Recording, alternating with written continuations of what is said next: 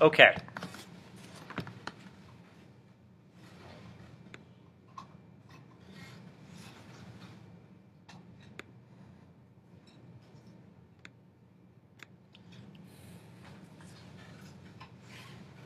All right. We're going to start today by talking about fascism, where it comes from, what it is, and talk about some of the historical circumstances that produced this thing called fascism in first Italy and then in Germany in the 1920s and the 1930s. Let me say a couple of introductory things, though. We talk about the world in the 1920s and 1930s. If you had said to somebody in Europe in 1934 or so, if you had said to them, by the way, by the end of the 20th century, liberal democracy, parliamentary democracy, free market economics, those are going to be the hallmarks of just about every state in Europe. That's the future for the world. Liberal democracy, parliamentary, representative democracy, parliamentary style governments, basically free market economics. As one historian has recently put, he said they would have laughed at you. Because in around 1930, 1934 or so, in Europe, the tide seemed to be shifting very much in the other direction. That is, what you see in Europe in the 1920s and 1930s is not just a gradual erosion, but an enormously swift decline in people's confidence and beliefs in both of those things. In the efficacy, that is, the efficiency, the usefulness of representative government, of parliamentary style government, and a corresponding decline in belief that the free market system was the key to general prosperity. Two things which had been sort of tenets of the 19th century European order, which said that liberal democracy and free markets were the keys to prosperity, to social and political and cultural happiness. By the early 1930s, it seemed like that model had crashed entirely. People didn't trust democracy, and people especially didn't trust democracy to fix the massive economic problems that had emerged in the late 1920s. So that's the first thing to keep in mind, that in the early 1930s, lots of people in Europe and elsewhere believed that there was a need for a new solution, a new way forward, thinking about politics, social organization, and economic planning or economic policy. For some people, the model going forward was going to be the Soviet model. The strict state socialist model. What sometimes is referred to as the command economy model, where the state drives all economic development. And where there is, at best, lip service to the idea of representative democracy. The idea that you needed a strong figure in politics, like Stalin, and you needed to ditch the idea of a free market and instead have basically government control established over the economy, over all sectors of the economy. Other people will see a solution in what comes to be known as fascism. There's a couple of things I should stress about these definitions. People throw around words like fascist and socialist a lot. There has been, in the last 10 years, I'm not exactly sure of the origins, although I have my suspicions, there has been this effort to, in essence, argue that socialism and fascism are the same thing. This is false. It's false for many reasons, not least of which is the fact that fascism is predicated on a hatred of socialism. It is very hard to argue that it is the same thing when in fact it bases much of its ideology on the fact that it is not socialism. It takes a rather deliberately perverse reading of history and political philosophy and just general knowledge to insist that fascism and socialism are the same thing. And we'll come back to talking about what sets them apart when I talk about fascism in particular. The other thing is this, and this is related a little bit to the history of this country.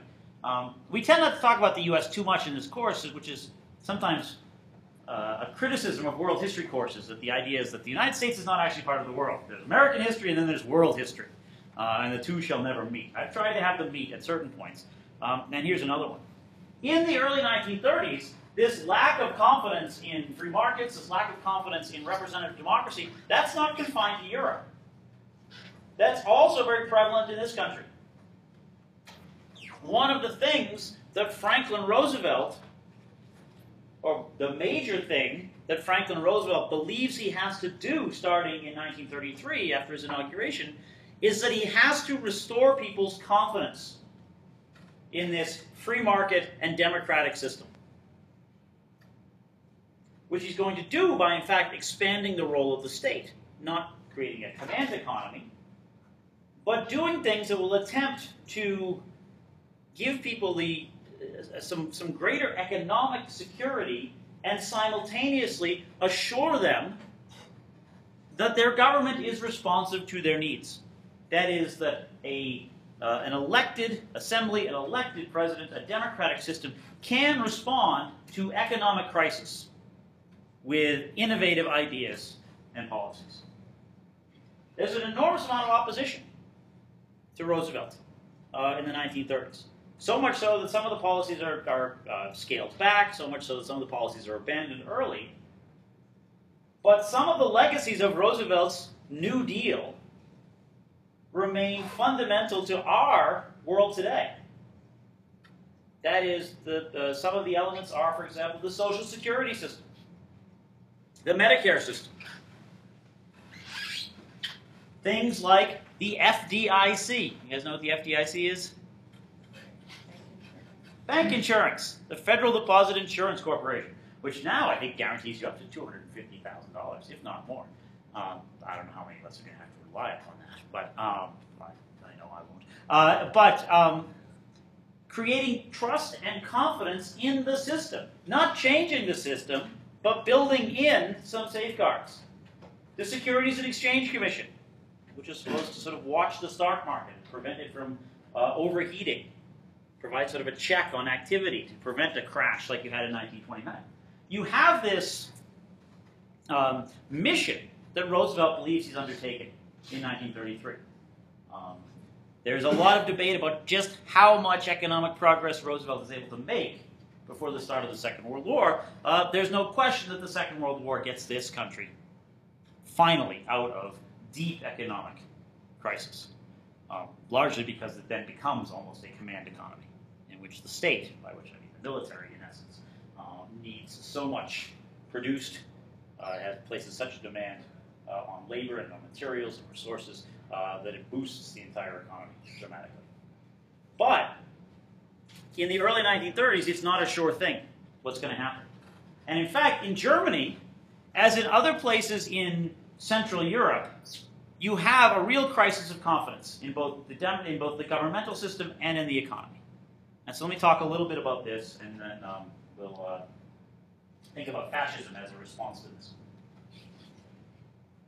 Germany, at the end of the First World War, is faced with severe sanctions, as most historians now agree, and as people at the time, at least those who technically won the First World War, were willing to agree, the Germans had done it.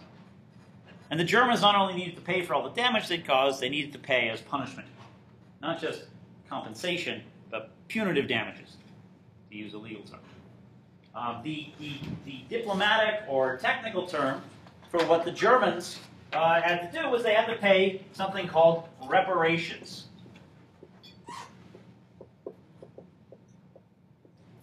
Basically paying enormous fines, what today would be billions of dollars, back to the British and to the French for the war. One of the things that they had to do is they had to pay this back, and they had to pay it back in cash. They could not pay it back in kind. That is, they couldn't ship steel or chemicals, machinery to Britain and to France to pay for this. Instead, they had to pay cash. The British and the French insisted upon this because both the British and the French governments were enormously in debt at the end of the war themselves. to various banks in both countries and to a lot of American lenders. Bankers, American bankers, had lent an enormous amount of money, or had loaned an enormous amount of money to these governments. And the American bankers wanted it back in cash. So there's all this pressure on the Germans. Some economists warn famously that you can't do this to the Germans. It's going to create a crisis in the German economy. And as it turns out, this economist, who you may have heard, his name was John Maynard Keynes.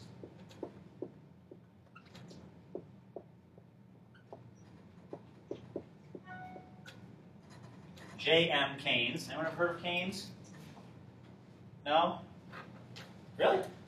Keynes is a very interesting guy. Keynes has the habit in the 20s and the 30s and the 40s, until his early death in the late 1940s. Keynes is an economist at Cambridge University in England. He has the rather sort of, to many people, annoying trait of being very self-assured, very self-confident, and perhaps what's even worse for people, he seems to be always right. People look to Keynes today as still one of the, and perhaps the major economic thinker of the 20th century. He certainly got a lot of things right. And Keynes had some specific things to say about the reparations plan, the plan to make the Germans pay cash. Keynes was an advisor at the Versailles Peace Conference for the British delegation there.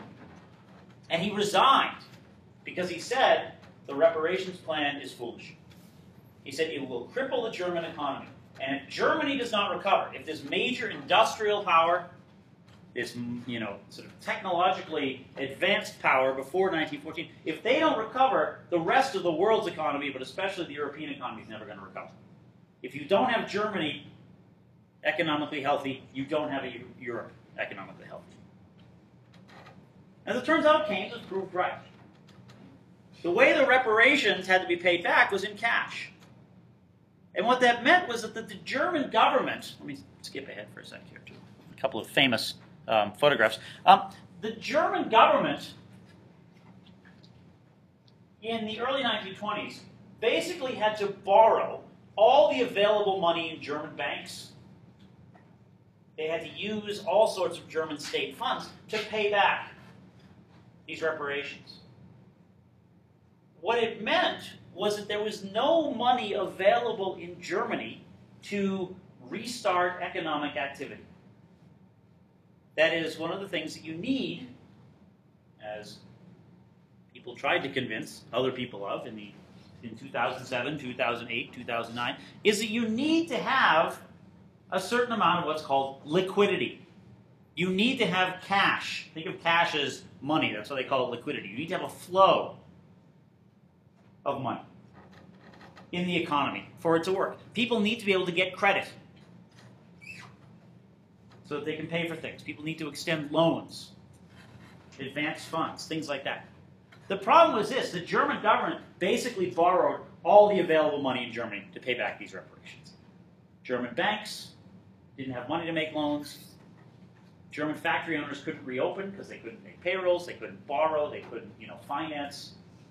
Finance makes the world go around. Every day, just about every major corporation in this country, around the world, refinances itself in one way or another. They issue stocks, they issue bonds, they get short-term loans, they get long-term loans. That's how it works. The world works on credit. And the German government basically was presiding over economic stagnation because nothing was going on in their economy because there was no money available for economic activity. The German solution to this, which was a terrible one, was in 1922 and 1923 to start printing money to be used internally in Germany. The idea being, let's get the German economy going by printing a ton of money and making it available for loans. The problem is this: they printed it at a time in which there was still very little for sale in Germany, very little you could buy. And the result wasn't just inflation. The result in 1923 is what became known as hyperinflation in Germany, which made the situation even worse. These children are playing with bricks or blocks made out of German marks. This is how worthless they were. They were worth so little that if you had to go buy coal to heat your house, first thing you'd have to do is you'd have to go borrow a wheelbarrow. Then you load it all up with really millions of marks. And then you realize you might as well burn those marks, because the amount of coal you can buy for those marks is not going to last as long as simply burning them. People were turning up at grocery stores to buy loaves of bread with, bags full of money. Because the German government, in a sort of a crisis mode, just started to flood the economy with money. So people will spend money. People will extend credit. But there wasn't anything, at least initially, to buy. So you have all this money floating around, very few things to buy. The price of those things skyrockets. The world at that point woke up. And in 1924, the United States helps to restructure the German reparations program. Basically, the American government loans money, or the United States loans money to the Germans pay it back to the French and the British, and the French and the British pay it back to American banks. The money never technically leaves the United States. It's all accounting. But what it does is this, exactly. What it does is it means that the German government no longer needs to draw all the money, available money out of the German economy. They ditch the old marks, they reissue the currency, and the German government basically gets to pay back the reparations with somebody else's money, the Americans' money. It's a good short-term solution, but the problem, well, what's the one problem that you can see looming? Yes? Aren't they just going to owe America money now? They will owe the Americans money, but they will. But the Americans sort of extended. The idea was it's going to be long-term loans. The Germans only finished technically repaying the reparations about 10 years ago. They were, people were still holding on to bonds that were technically to be repaid by the German government. The British government still owes about 14,000 bondholders for the cost of the First World War. These things that have been passed down, because they've been constantly refinanced and they get consolidated into other bonds and reissued. So actually, there was a story in the British papers the other day about the British government still owes millions of pounds, and there's about 14,000 bondholders that they can find who have, in one way or another, some claims of a war debt.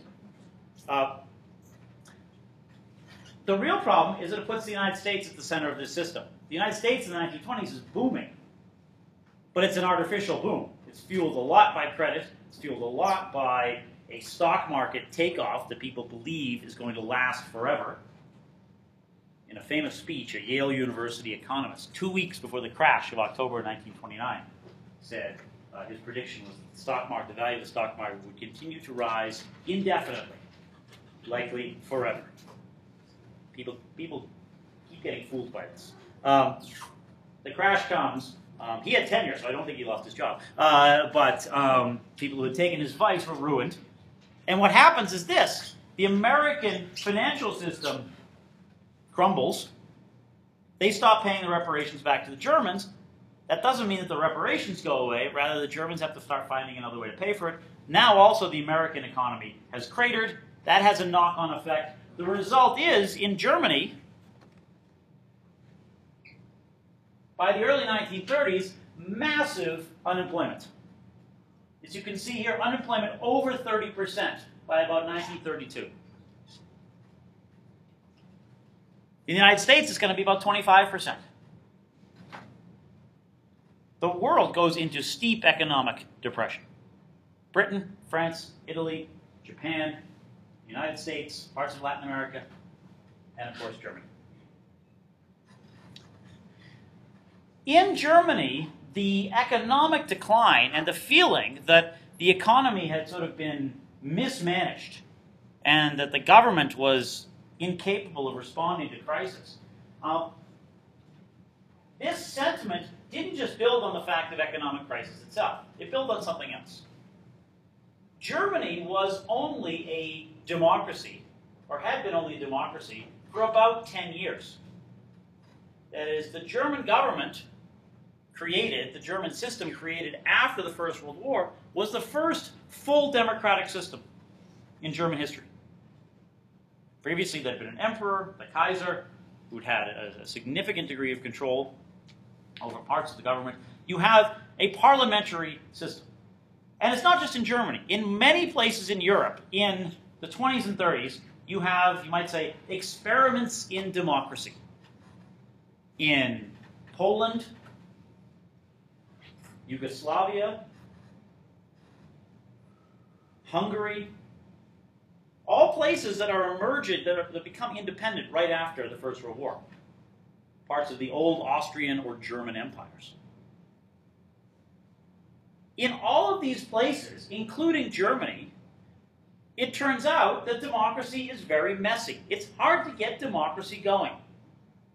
Talking last time about Iraq, and people would sort of come in and say, "We're here, you're liberated. Look, democracy. You're done." Democracy is very messy. The 10 years in the 1920s, the early 1930s in Central Europe and Eastern Europe in these new democracies is especially messy. They're just getting off the ground. There are multiple elections. At one point in Poland, I think there's 54 different political parties. In Germany, there's an election roughly every 2 to 2.5 years for a new parliament, because the coalitions of parties in these parliamentary systems can't stay together. And again, this is sort of, well, the democracy is, sort of not suited for these types of people. All these sorts of pronouncements were made.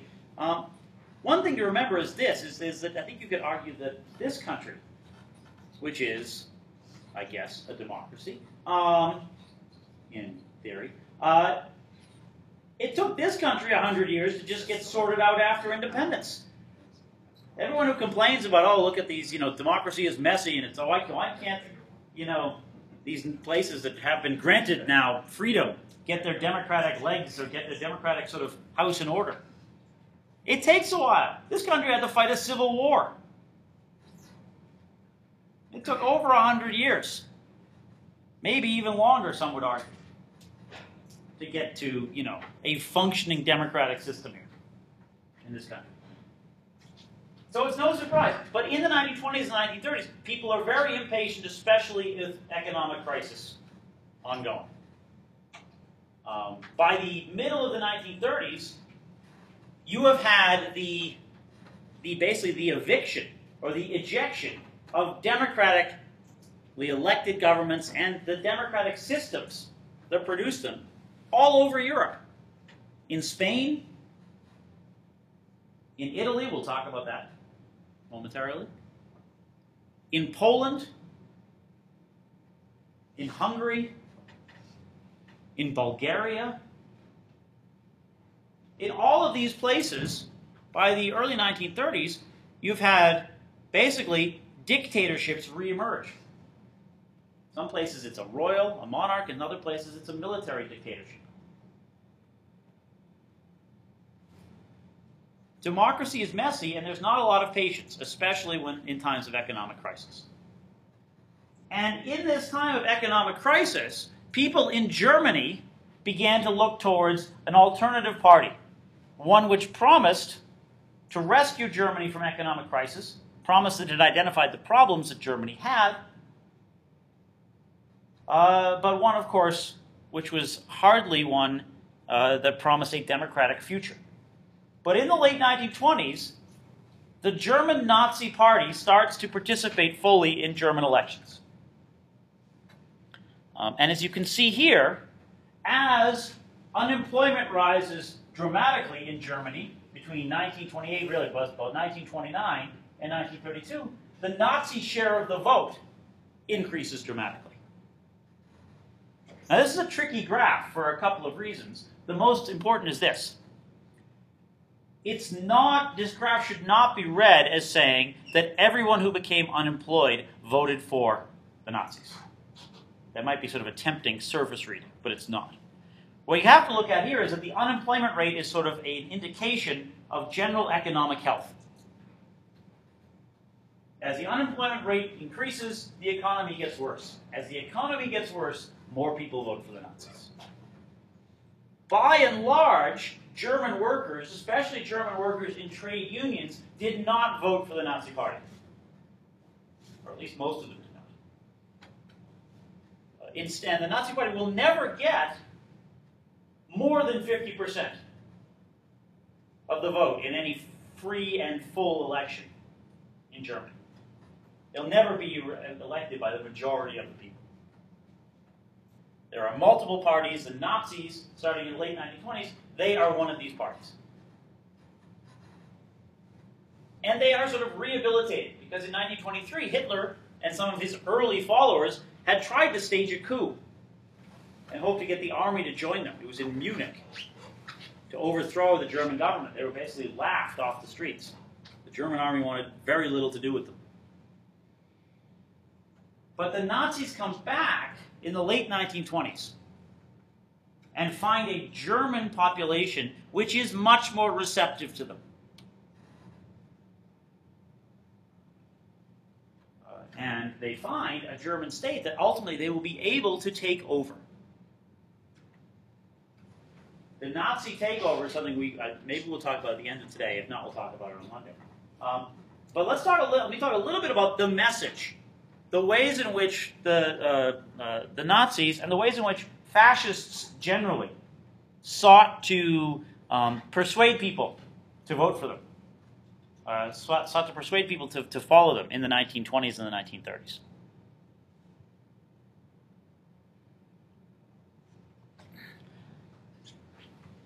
We're going to talk about fascism. Fascism, as a political ideology, it's a fairly elastic one.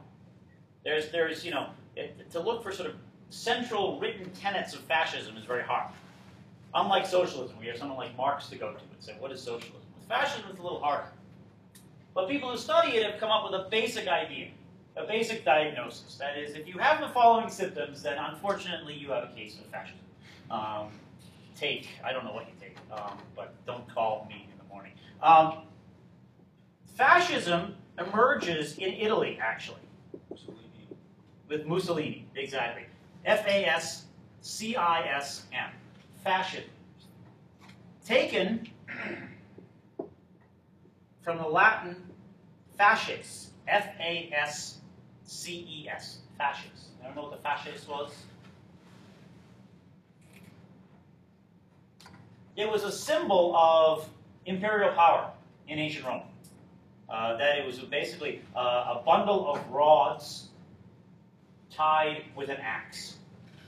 And that was sort of, the person who held this was the person who held power. It was the symbol of power. Anything that can be sort of, any sort of bundle of thing or gathered sort of, cords or something like that. That's what fascia are. That is, in your muscles, for example, in your foot, you have, the various fascia in your foot. That is basically, sort of cords of muscle or strings of muscle all gathered together. Fascism is embraced by Mussolini as a solution to what seems to be real political and economic discontent in Italy after the First World War. After the First World War, Italy is in kind of dire straits. The economy is in terrible shape. The Italian government had already switched sides during the war. There is a large number, or there are a large number of war veterans who don't have jobs. And Mussolini, Benito Mussolini, sees this as an opportunity. To understand Mussolini is to realize that fascism as an idea is in essence produced by a political opportunist. Mussolini is not a dyed-in-the-wool, he didn't wake up one morning in 16 and decide, I'm a fascist. Instead, he sort of invented it on the fly as a way of gaining power. Mussolini, before the First World War, was actually a socialist organizer. After the war, he's a fascist who hates the socialists. Because Mussolini sees that there is discontent in Italy, and there's discontent particularly in northern Italy among the middle class and the wealthy over the economic fortunes of the country, over what seemed to be the chronic political instability. Italy, which had had a democratic assembly since the middle of the 19th century, Italy was one of those places where there were always multiple political parties, where there will always seem to be elections. And after the war, with the rising fear of communism, given what had happened in Russia, with the fear of mass unemployment, Mussolini offered a new solution. He organized his group, or his followers, into groups called fascisti, basically teams of fascists. And they offered themselves out as kind of mercenaries to take on what were seen as politically troublesome groups or politically troublesome situations. That is, the fascisti wearing all black, the black shirts, they would go out and they would break up strikes. They would attack trade union headquarters. We've got a little bit of an epidemic, by the way, of texting going on in this class right now. And I will bring out my own sort of inner fascist view and start destroying cell phones. So put them away. I'm kidding, maybe. The fascists would attack printing presses and newspaper offices, the offices of leftist political parties. And in the early 1920s, Mussolini declares he's going to make a massive march on Rome. That the fascists are going to basically come and clean up the place. And it so panics some Italian politicians, and it's so appealing to other ones, that they basically give the government to Mussolini. The king says, "Why don't you take over?" And Mussolini does. That is, there is such dysfunction. This is a very short history of Italian fascism. But there's such dysfunction in the Italian economy and the Italian government. Mussolini is able to take advantage of it. And Mussolini offers a coherent program to Italians. He's the one who sort of defines what fascism is. What we're going to talk about is sort of what fascism is, and then what the Nazi, shall we say, shift in fascism represents, or what the Nazis do to fascism.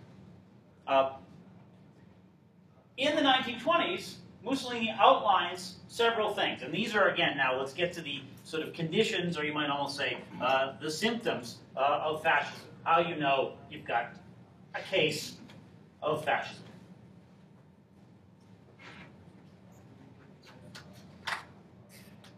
There are several things that Mussolini offers. The first is this, is an intense nationalism.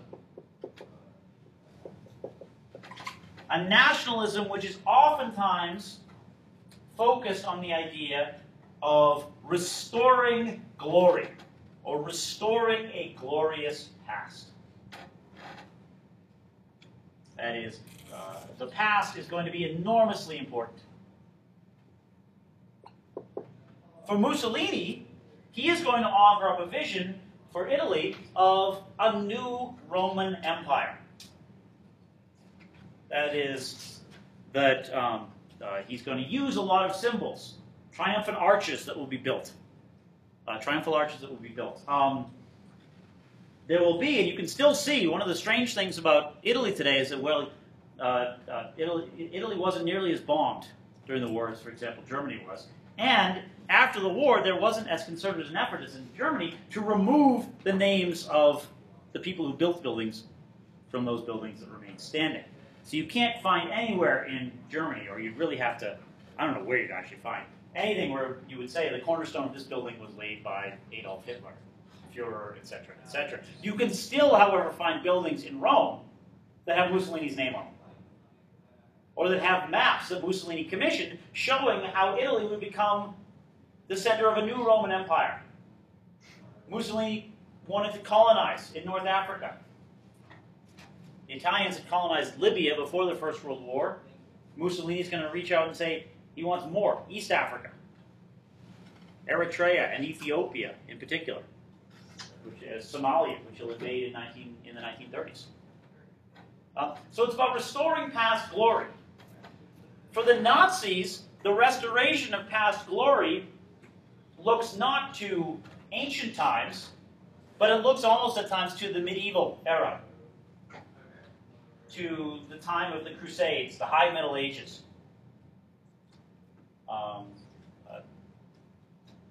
One thing, well, I'll come back, let me talk a little bit more about fascism, and then I'll talk about the Nazi twist on it. So you've got this effort on an intense nationalism in the past.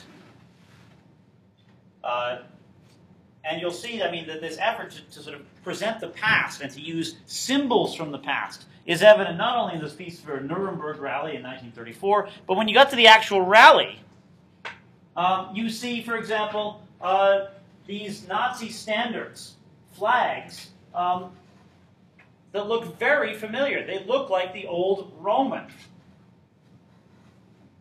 standards, which would say SPQR,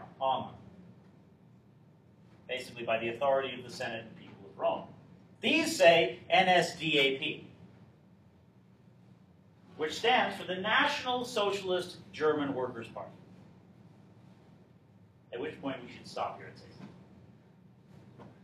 It's national, and it's German. But it is not socialist, it's not for the workers, and it's certainly not a party. That is, lots of people fairly recently have sort of been fooled into thinking, well, if they're socialist in the name, they must actually be socialists.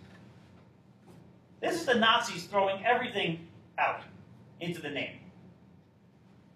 The National Socialist German Workers' Party. National Socialism. Which wasn't actually socialism. But as you can see here, they use these symbols. They use again, sort of the Roman standards, the massed crowd, sort of representing the massed Roman legions. They use the swastika,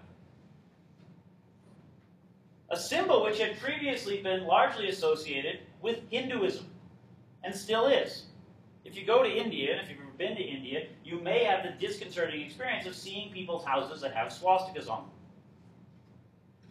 If you read books printed in India before the 1930s, you will see swastikas in them. Oftentimes sort of imprints from various printing presses and things like that. The Nazis adopted this. We'll talk about why the swastika, particularly in a little bit. But you've got this sort of use of this idea of regaining a glorious past and using older symbols. The Roman Empire and its architecture. Images of medieval Germany, images of ancient Rome even. However, while you have this emphasis on the past and regaining the glories of the past and using symbols of the past, you also have the fact that fascism is enormously high-tech. That is, it presents the past as glorious, and it does so using as futuristic a means as they can.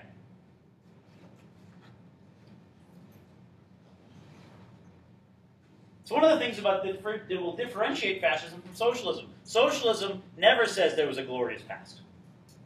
Socialism always says the future will be better. Fascism says, actually, the past was better.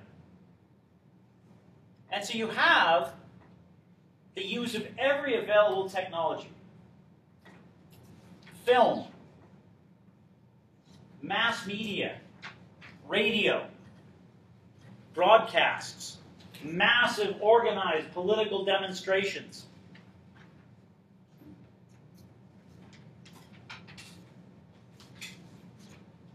Perhaps in the case of Mussolini, it's the use of microphones, radio, documentary film to broadcast his image, to broadcast his words. For the Nazis, it's about creating enormous spectacles. Like this. This is the, this didn't come out as well, but this is the same Nuremberg rally, which was filmed by a woman, don't worry about this name, but it was filmed by a woman named Leni Riefenstahl. Has anyone ever heard of Leni Riefenstahl? One, two. She also famously made a film about the Berlin Olympics, where Jesse Owens, shall we say, completely disrupted what she planned to make a film about. But she's the director who directs something called The Triumph of the Will, which is this 2 to 3 hour long documentary film of a huge Nazi party rally in I want to say it's 1935 in Nuremberg, which features, among other things, this moment in which Hitler and the person who leads the SS, Heinrich Himmler, and the leader of the sort of the brown shirts, or the followers of the Nazi Party, the sort of ground troops of the Nazi Party, they all pay homage to this grave of a German soldier from the First World War. It's this the film is designed to emphasize the technological advancement that the Nazis represent. It's a film that presents this enormous sort of pageant of how Germany should be. That is just images of sort of, people in German peasant garb and people in medieval costumes. This film is still taught, and not just in history classes. It's taught in film schools, or was until fairly recently. I'm not sure if it is anymore. Because Riefenstahl, who had some abhorrent views, she was, by and large, a terrible human being. And there's a documentary that was made about her that came out about 20 years ago. I think it's called I can't think what it was called. It's called something strange, like The Wonderful World of Leni Riefenstahl, which included interviews with her, and she was, in some ways, unapologetic about any of her political views. She was a full-bore Nazi. But this was taught because of some of the techniques, the wide-angle shots she used, the panning shots, and it actually is.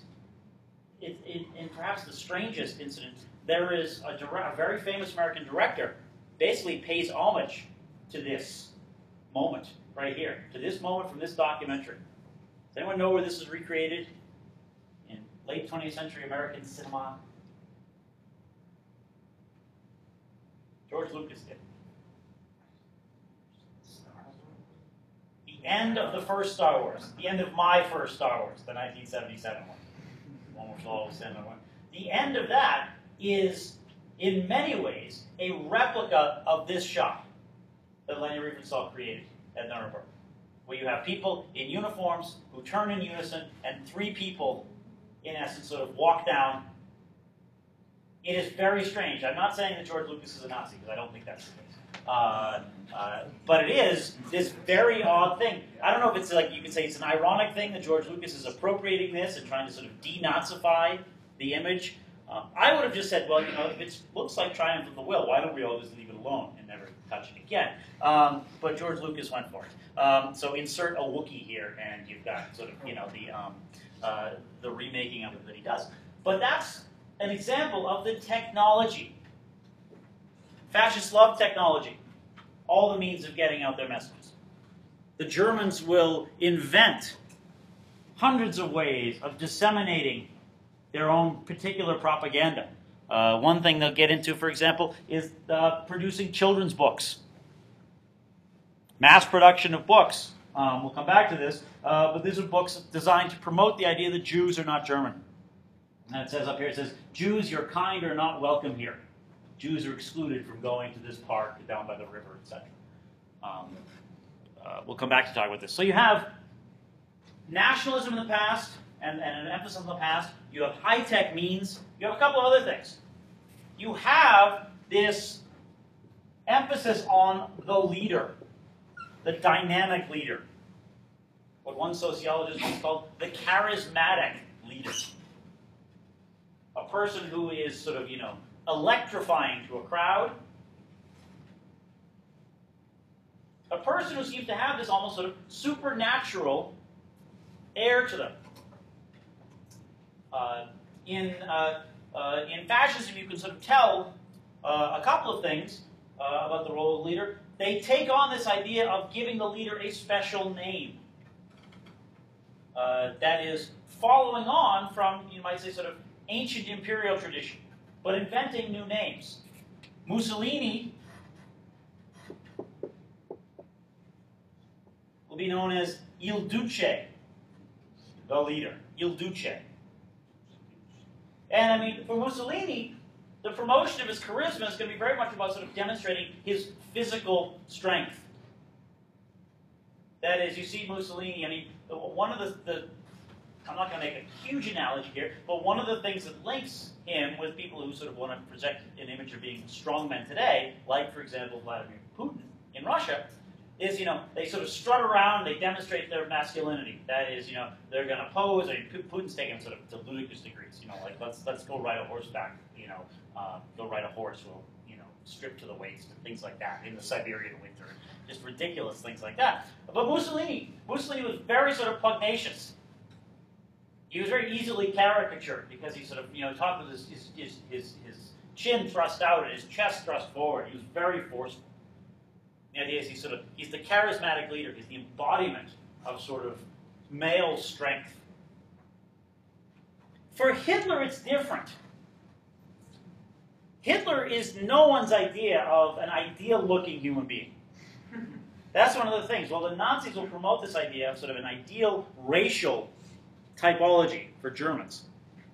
Be obsessed with it. Hitler is someone who is not very tall, not very sort of compelling to look at. But Hitler has a couple of other things. When Hitler speaks, he apparently had this ability to absolutely sway a crowd. He had this commanding presence at a microphone. But also, Hitler worked very hard and was successful in promoting what perhaps the best biographer of Hitler calls the Hitler myth, which was not only that he was this charismatic leader, but that he had some almost sort of supernatural touch. Mussolini never went for this whole supernatural thing. For Mussolini, it was about, he's sort of the champion heavyweight boxer representing Italy. For Hitler, it's different. Hitler presented himself, or sort of had this idea that he had somehow clairvoyant abilities, that he had some sort of supernatural understanding of how the world worked, and that he could tap into that, not only by the way he could speak and apparently, sort of convulse audiences, but Hitler in the 1930s takes a series of actions which many people in Germany, especially the German army, don't think he can necessarily pull off. And he pulls them all off. Which leads, by the end of the 1930s, to this sense among many in Germany, including in the army, that maybe there is something about Hitler. Not that Hitler's, a god or something like that, but this guy has some sort of uncanny ability. It's especially true when Hitler manages to maneuver his way from the mid-1930s into reacquiring territory for Germany. Building up a military presence in Western Germany. That had been forbidden by the Versailles Treaty. Taking over first Austria and then parts of northern Czechoslovakia. Without a shot being fired against him. Instead, dealing with politicians in France and Britain, and populations in France and Britain, which were completely unenthusiastic about going to war, especially over, in parts of northern Czechoslovakia or something, Hitler's able to pull off these triumphs. Because the German army in particular knows that they're not that powerful still in 1937 or 38. If at any point the British and the French had said, we're drawing a line, you cross this line, and you did, we're now responding in force, Germany might have been doomed. But Hitler somehow pulled this off. He kept expanding Germany's reach, expanding the size of Germany, and seemed to outwit these French and British diplomats and leaders at every turn. He was getting everything. And so there is this, one of the things that's promoted is that Hitler is, this is called The Triumph of the Will, the film that I referenced here. One of the things that's emphasized is that Hitler does sort of represent the spirit of the German people.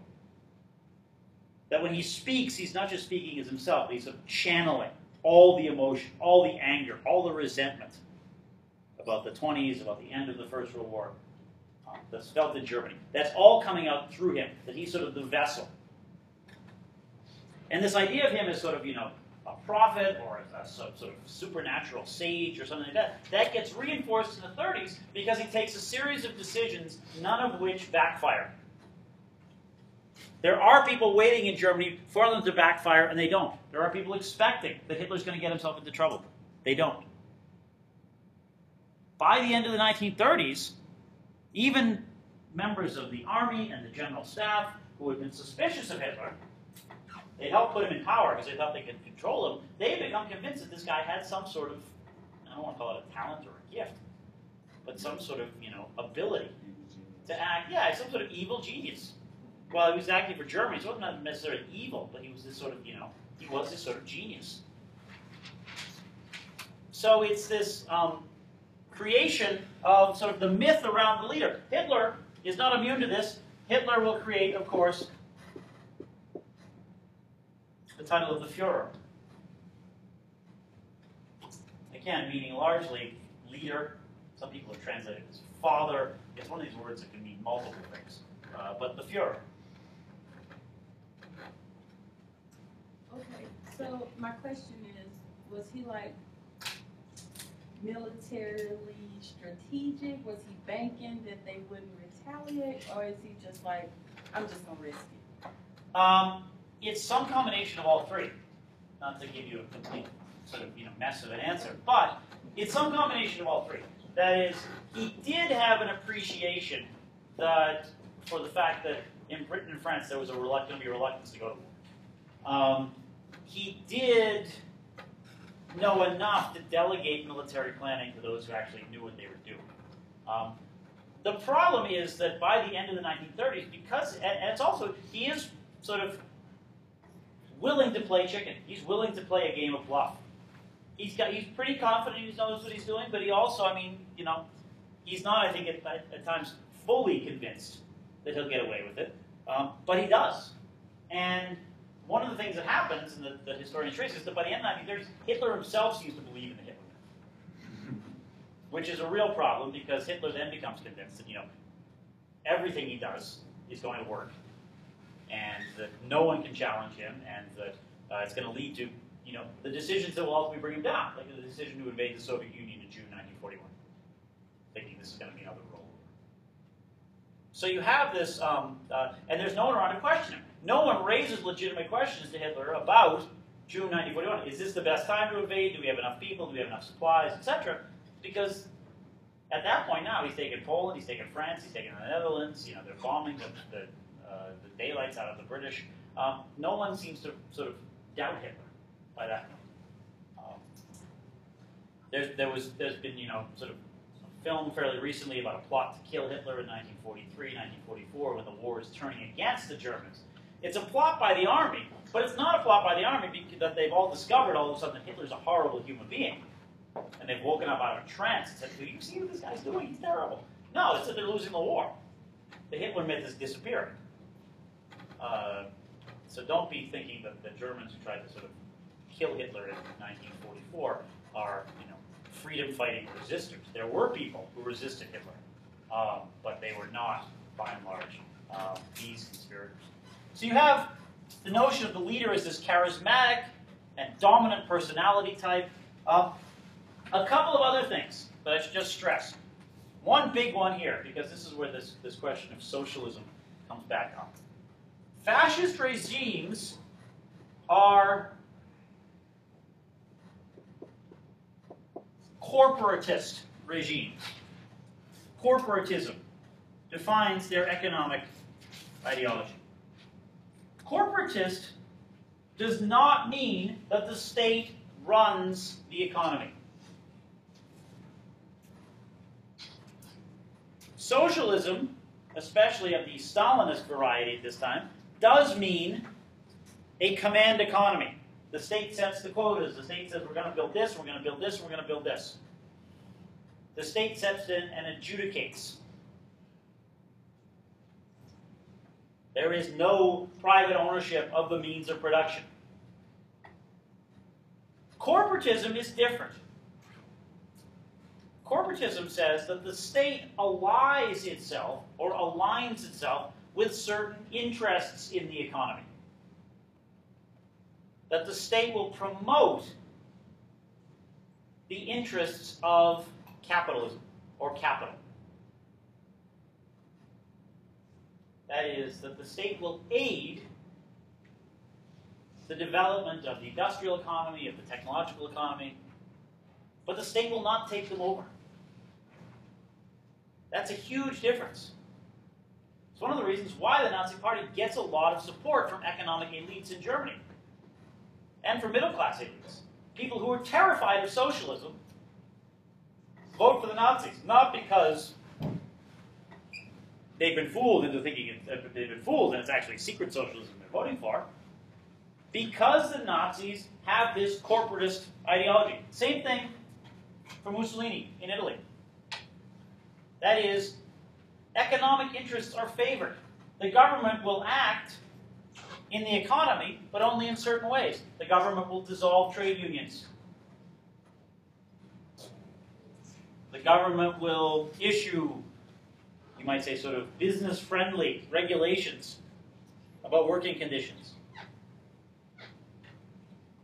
The government will procure labor, even at times slave labor, for industries. So it's not a question, I mean, private companies. In Stalin's Soviet Union, there are no private companies. In Hitler's Germany, there are lots of them, many of whom start to do very well by the end of the 1930s because they get a lot of contracts from the government. They're given a lot of favors by the government. But their stockholders remain, their corporate structure, and their corporate autonomy remains. A lot of German businesses that are even still around today, like some Japanese businesses too, have some things that happened in the 1940s and 1930s that they don't really want to discuss. That is whether it is BMW, Siemens, the electrical manufacturer. They have, or they are, they did in the 30s and 40s. They did build for the German war effort. They did use slave labor, Russian prisoners, people from Poland and elsewhere who were impressed into labor gangs to work for them during the war. You have this, I can't think of the name of the German chemical company. Siemens is the electrical one.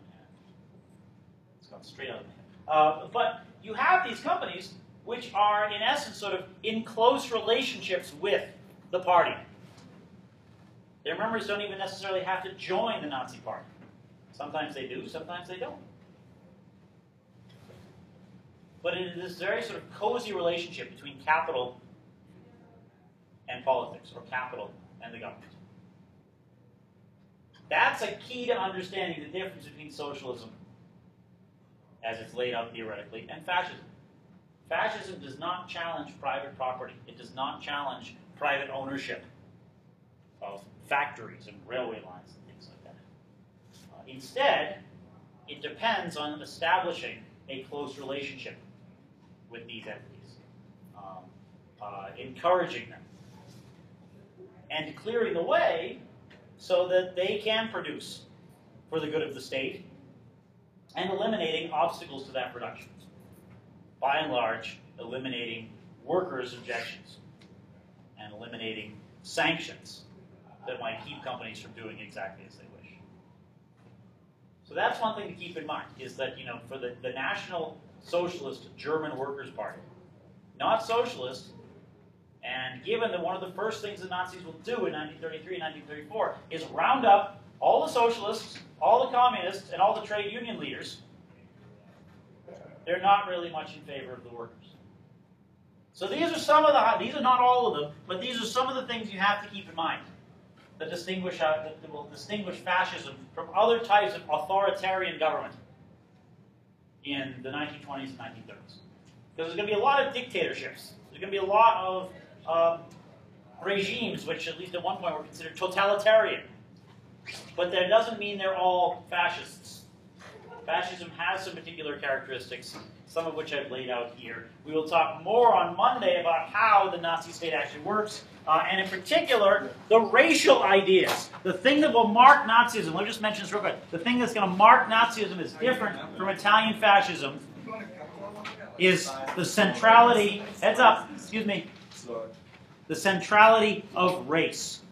Mussolini's fascism does not focus so intensely on race and ideas of racial superiority as the Nazi ideology does. We'll talk more about that on Monday.